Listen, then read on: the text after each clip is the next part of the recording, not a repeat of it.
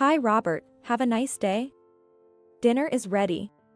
I'm hungry, so hurry up. All right. This has been the typical conversation between me and my husband for decades. My name is Joyce. I'm a 59-year-old homemaker. I make sure to have dinner prepared by the time my husband comes home from work. Since it's uncertain what time he'll come home, so I have to be prepared. Hey, give me tea. When he asks, I just respond with all right, and get the tea ready. After nearly 40 years of this routine, it's just normal for me. I met my husband, who was my boss at the time, right after I graduated high school and started working. I'm the youngest of 4 siblings, with 3 older brothers, and wanted to marry early to ease my elderly parents' worries. Given that my job as an administrative assistant wasn't a good fit and I lacked higher education, the path of marrying and resigning seemed perfect for me. When my marriage was arranged, my parents were overjoyed to tears. Not long after our daughter was born, my parents decided to move into a care facility and passed the family home down to me. I was worried my proud husband would object to moving into my family home, but he agreed, considering it better than renting. And we moved in after some renovations. Although my husband hardly did any housework or childcare, we were able to raise our daughter comfortably until adulthood. So, I felt it was only natural to devote myself to him. That was until I stumbled upon something. After our daughter married and moved out, it was just my husband and me at home.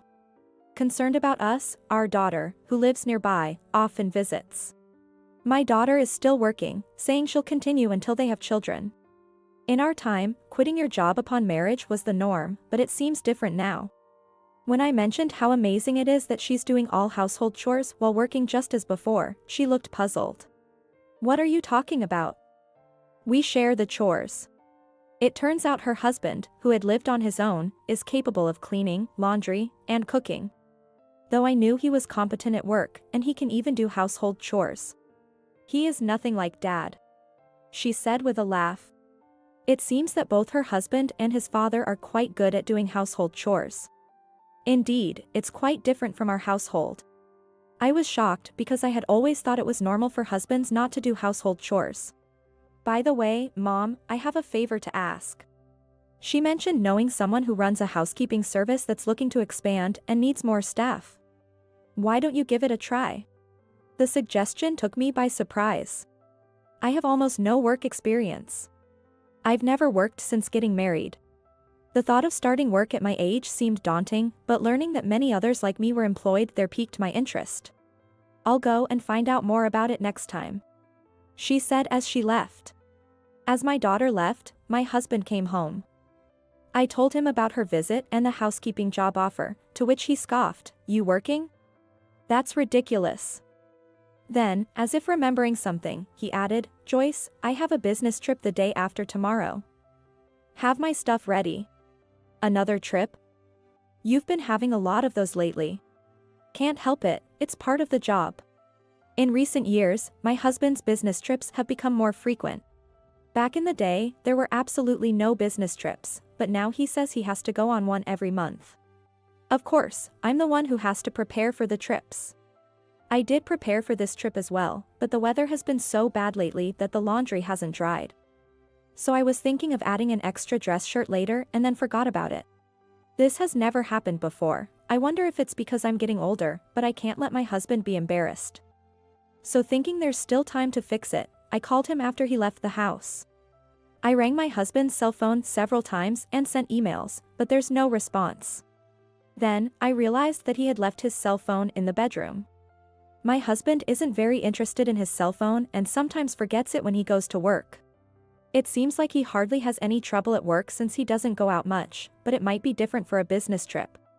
In a panic, I called his office. It was one of his subordinates who answered the phone. I told them that he had forgotten something for his trip and wanted to get in touch, and they said, "On a business trip? Please hold on a moment." Which I found odd. That was his direct subordinate, but they don't know about the boss's business trip? Then they said, "Sorry." He went straight to the destination without stopping by the office. I tried to ask about his business trip destination and companions, but they couldn't tell me. They mentioned something about company confidentiality and agreed to pass on the message about the forgotten item instead. After a while, I heard a car stop outside, and the doorbell rang. It seems he came back home because the office contacted him.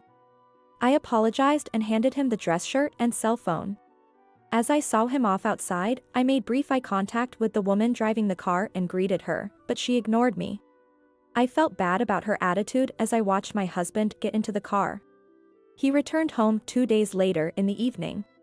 As soon as he got back, he said, "I'll eat, but I hadn't finished cooking yet." He didn't tell me he was coming home, so I had no idea when he would be back. And it was earlier than his usual time.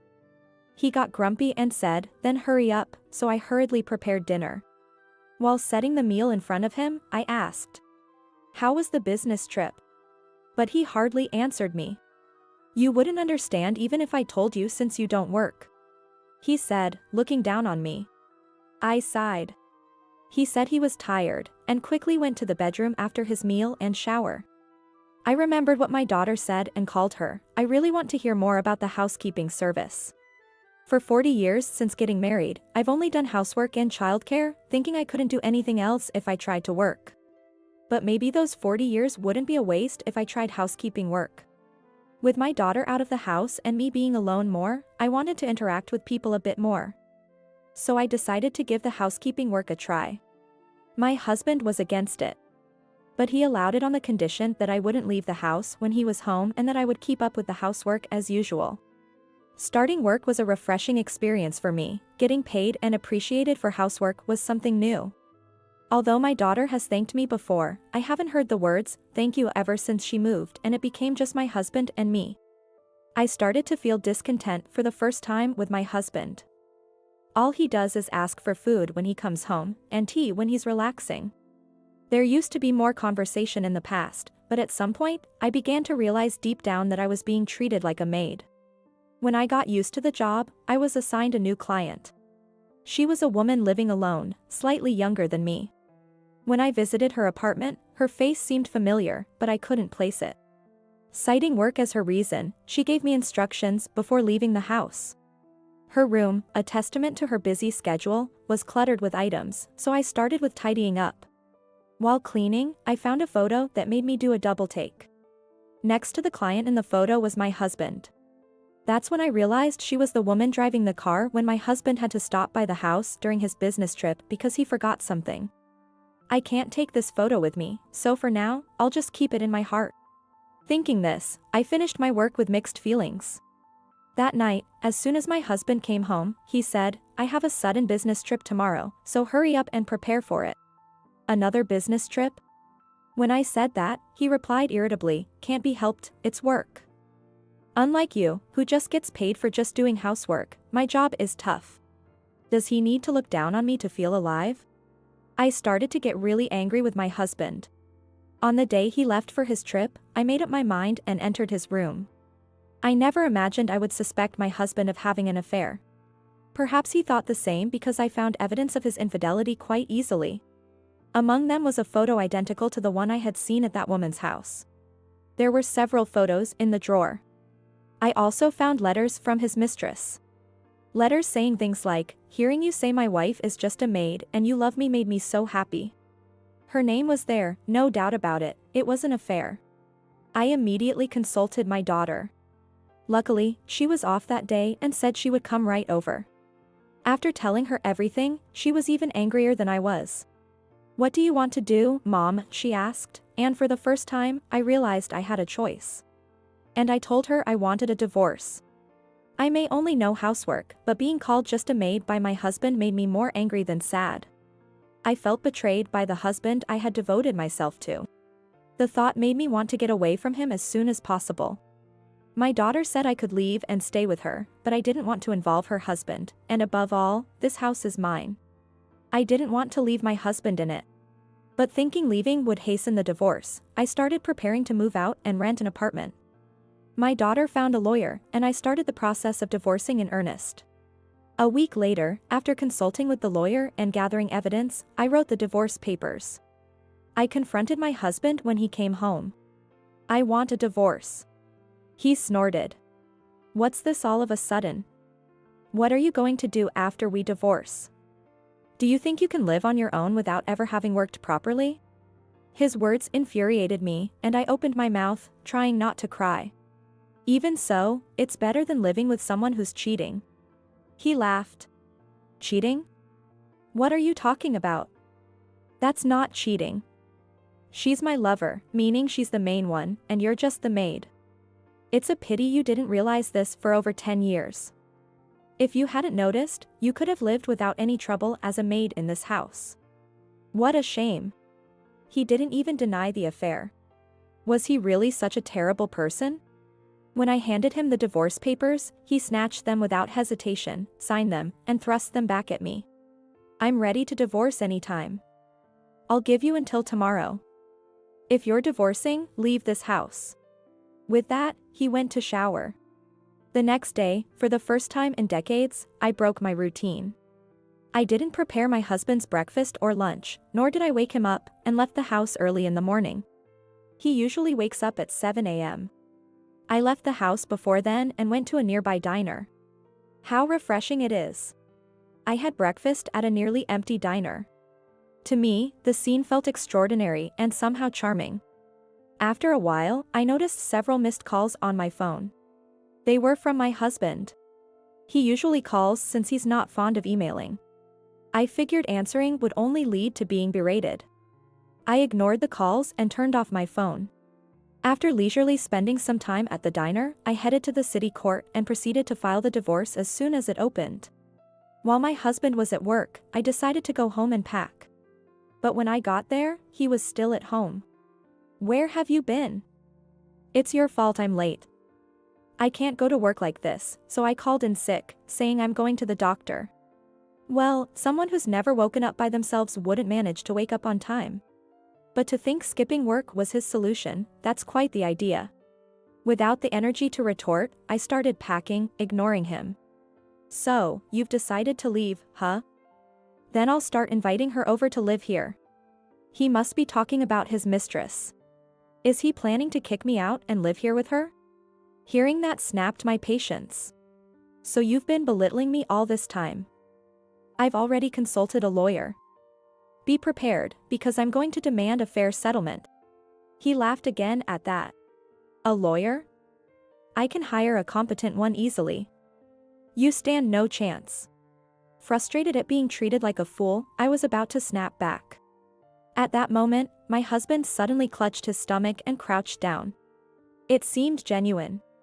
For a moment, I thought of leaving him there, but walking away might disadvantage me somehow. Seeing him in severe pain, I called an ambulance. The paramedics arrived quickly and took care of everything. I answered the questions and watched over him. My husband ended up being taken to the hospital. When the paramedics looked at me and said, "Ma'am, please get ready," I firmly replied, "He's a stranger to me now, I can't do that."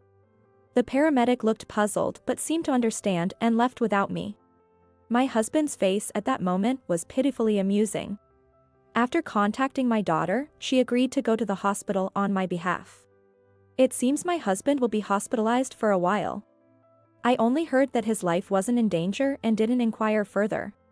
After all, he's a stranger to me now. I don't want any misplaced sentimentality. My daughter understood when I explained. While continuing to pack, I stumbled upon another photo of my husband and his mistress. Incredibly, it was also placed inside a drawer in the living room. Inside, I found our wedding rings as well, and although I'm not sure if he intentionally put them there, the fact that I hadn't noticed until now made me question myself. At that moment, anger surged within me once again. Though I thought about leaving this house for good, I was determined not to let it end just by me walking out. Seeing my husband absent, I seized the opportunity to act. I stored all of his belongings in a rental storage unit. Half a month later, as I was starting my new life in a new apartment and checked my phone after work, I saw a long list of missed calls from my husband. Just as I was nearly dropping my phone in shock, another call came through. Reluctantly, I pressed the answer button. "Hey, where are you? Why can't I get into the house?" His voice came through. It seemed he had been discharged from the hospital and returned home. I couldn't help but laugh. "Congratulations on your discharge. That place is no longer your home, so please go to your mistress's place or somewhere else, I said. What do you mean by that? He yelled. But I stood my ground. I sold the house. You seem to be misunderstanding, but the house was in my name. I have every right to do what I want with my property. And I don't need to take orders from you. Besides, I've graduated from being your housekeeper. We're already divorced, so from now on, do as you please, I firmly stated. Divorced. Had he forgotten about signing the divorce papers about half a month ago? Or perhaps he never believed I would actually go through with the divorce. He seemed bewildered, but I ended the call there. Afterward, through a mediator, I demanded the numerous costs spent on my credit card from my ex-husband and his mistress. My ex-husband boasted about being able to hire a capable lawyer easily. He found no lawyer willing to take on a losing case. And I ended up receiving a substantial sum. From what my daughter gathered, my ex-husband's affair was well known at his company, which explained the reaction I got when I called his office. It was likely not business trips he was on, but vacations with his mistress. However, once we divorced, he became the laughingstock of his company for having his wife leave him and his house sold. Colleagues and subordinates can be so heartless. He then turned to his mistress, but when she heard of the debts, she abandoned him, saying this was not what she signed up for. It's astonishing how someone who interfered with another's marriage could say such a thing. My daughter couldn't forgive her father for his infidelity and has since ceased all contact with him.